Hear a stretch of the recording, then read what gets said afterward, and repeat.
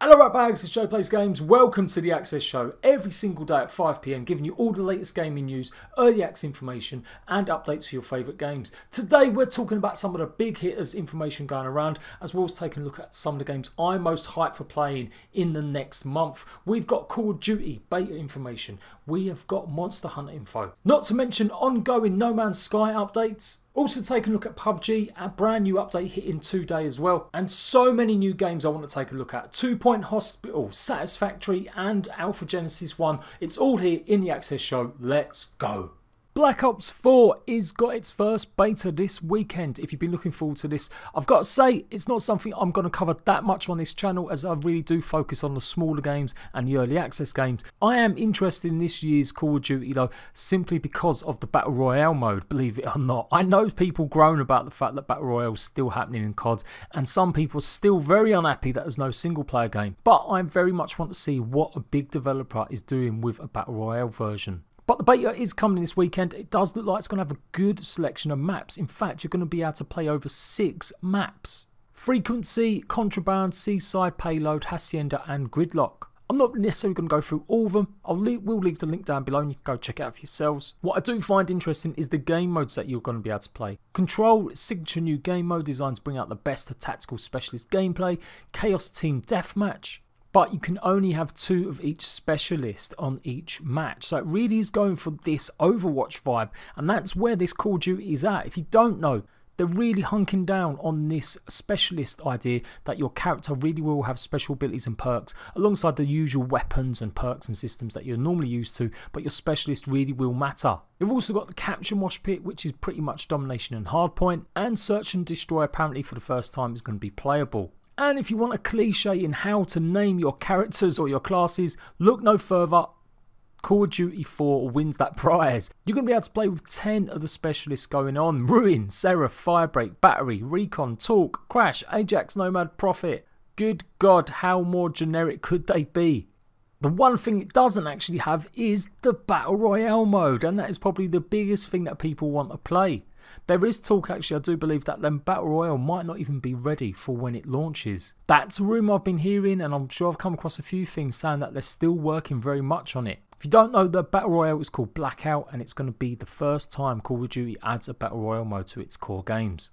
So yeah, don't expect too much more coverage or information about Call of Duty, but I know some of you guys really do enjoy the games, and I know a lot of you do enjoy Battle Royales. That's why it's relevant here. Any more information I get about the Battle Royale section, I'll let you guys know. And if you do happen to have a spare beta key, then sure, swing it my way. Maybe I'll give it a try over the weekend and live stream it. Pubg, do you remember that Battle Royale game that started it all and then slowly lost everyone's goodwill? Yes, it's getting new stuff happening today. Of course I joke, there are still millions of people that play Pubg every day on Xbox One and the PC. And it's still receiving content, not to mention content that was in the game before, but they decided to take it out, which I didn't even realise. Pubg is getting dynamic weather systems again.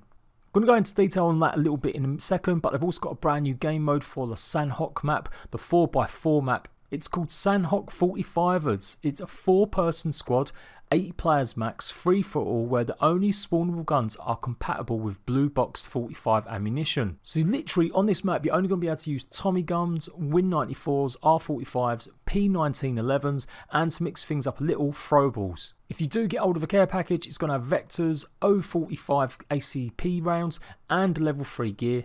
And the safe zone starts small and is invisible from the outset. Weather is set to overcast and the red zones are disabled, and team killing is a no-no. It's going to be available at 7 PM PST time or 3 AM BST time Friday morning, and ends at the same time on August the 5th and 6th respectively. So it really is only a short mini sort of weekend event. I didn't also realise that lately they have added a custom match option. I do believe you can make your own custom matches now. So it's pretty good. They've added some changes to that as well. The big focus though is the bullet penetration system that is now applied to arms and hands. When bullets hit the arm, hand or the character, it will penetrate following its ballistic curve. The result will be different depending on whether the arm hand is blocking more vulnerable body parts. When a bullet penetrates a arm hand and strikes a more vulnerable body part behind it, the greater damage will be applied. In other words, if a player's arm hand takes a bullet while blocking the head, the full headshot damage will be applied. This penetration system works for the head, torso and waist only. If a bullet penetrates the arm or hand but no vulnerable parts is behind it, only the arm and hand damage will be applied. Arm-hand penetration is disabled for shotguns. Oh my god, it sounds awful. Bullet penetration is not applied to legs. What is this madness? I can't believe they're changing stuff and they're just not applying it to the whole body. This is absolutely bizarre. I can't see this going down very well with the community at all. Maybe that's a big problem in Battlegrounds. Maybe there are some massive issues with people feeling it's unfair that, you know, your legs take damage when you get shot. God forbid the realistic nature of getting a shotgun to your knee. By the way, that was a Skyrim reference, but I just made it, you know, for the new generation. Please do explain to me why this is important if you're a big fan of PUBG and you've been playing it.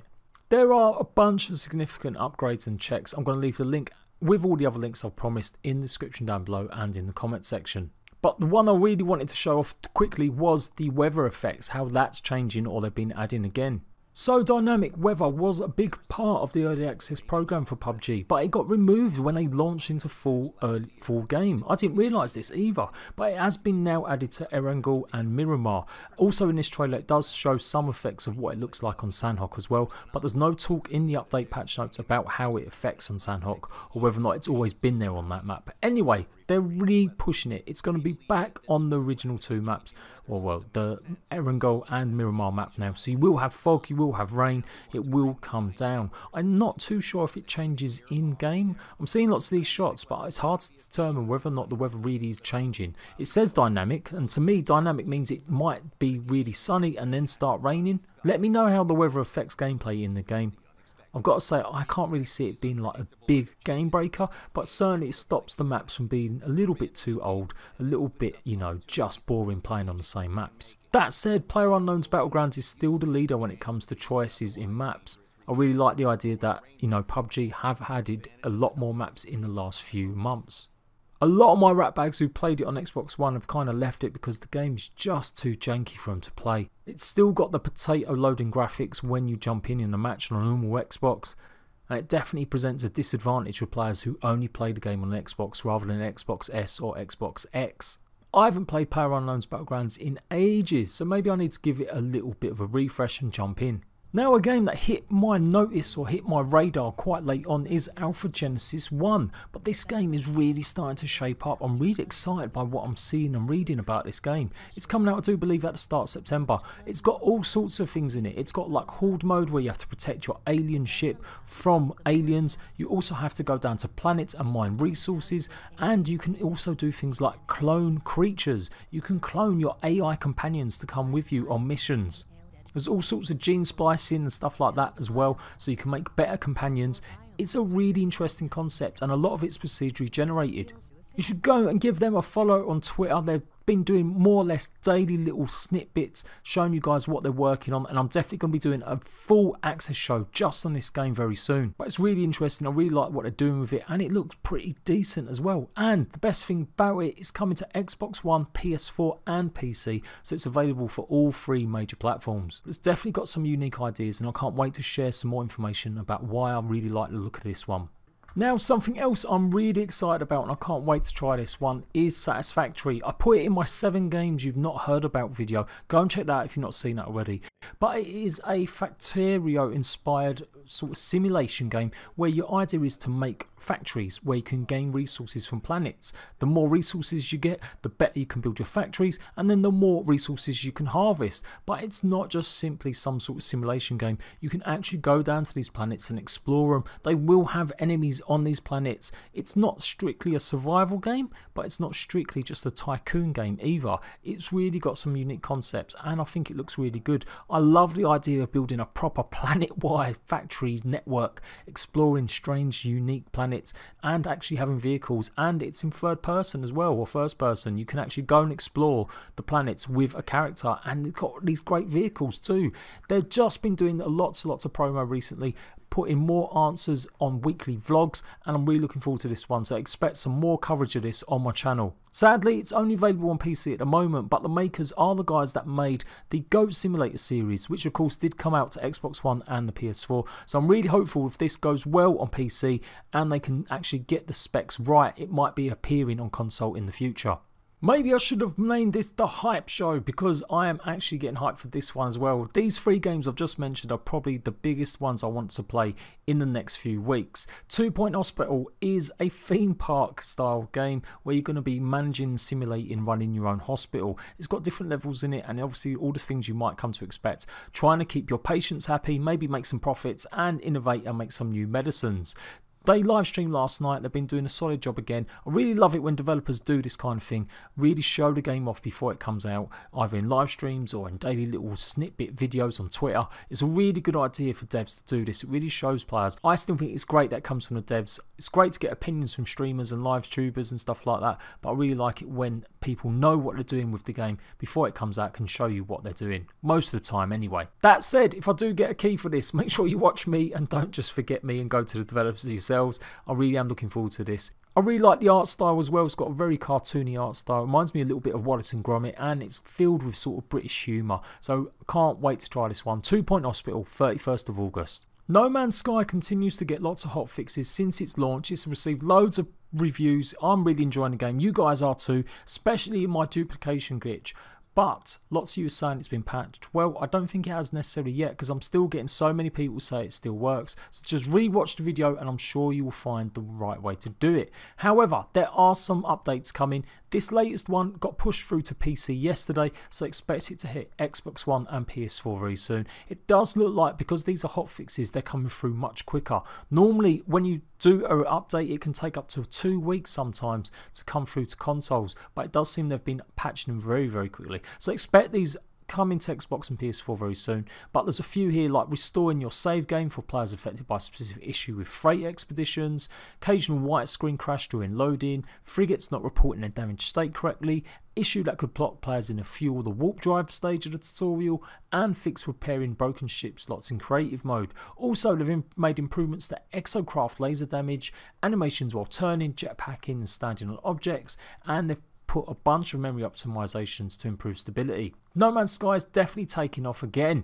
Absolutely into space, the stratosphere. I am still working on some guides. Expect some stuff over the weekend for No Man's Sky on my channel. Monster Hunter World has gone live with its Behemoth update. The Behemoth update got announced last month. It's live yesterday. It started on Xbox One and the PS4. It basically brings one of the monsters from Final Fantasy, the Behemoth, to Monster Hunter, so you'll be taking on that boss. I won't show the full trailer because Square Enix are absolute buggers at copywriting if you show any form of their trailer for Monster Hunter, but it does look interesting. I do love it when games cross over, and that's the general premise behind it. I'm sure there's a lot more stuff to it. Tagback TV is your go-to guy if you want some Monster Hunter information. He plays and live streams it and shows you guys what he's doing, as well as makes some really good tutorials and guides. So go and check him out.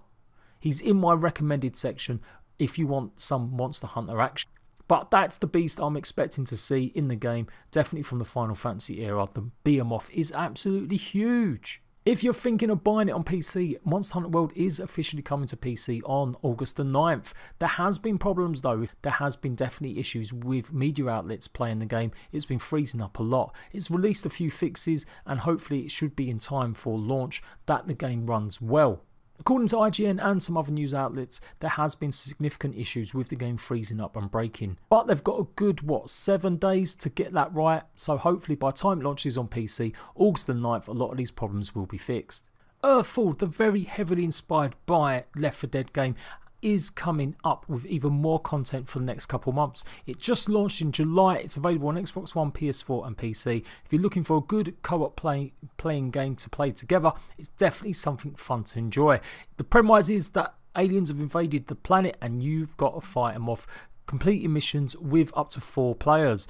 This is what it looks like going forward. In August, they're going to have a brand new mission, new enemies, new weapon skins and more. September, they're going to have a new weapon, new outfit and more weapon skins. But it's October that I'm most interested in. It's when they've got better player progression implemented, Horde mode plus more new weapons and outfits. The Horde mode particularly I think will go down really well. If you really like enjoying games like that where you have to just fight and get past as many waves as possible, particularly obviously like zombies in COD, then you're going to love what maybe this game can offer. Let's hope it is as good as the rest of the game. I really did enjoy this when I played it. So if you've not tried Earthfall and you want to play something with some friends, go and pick it up right now.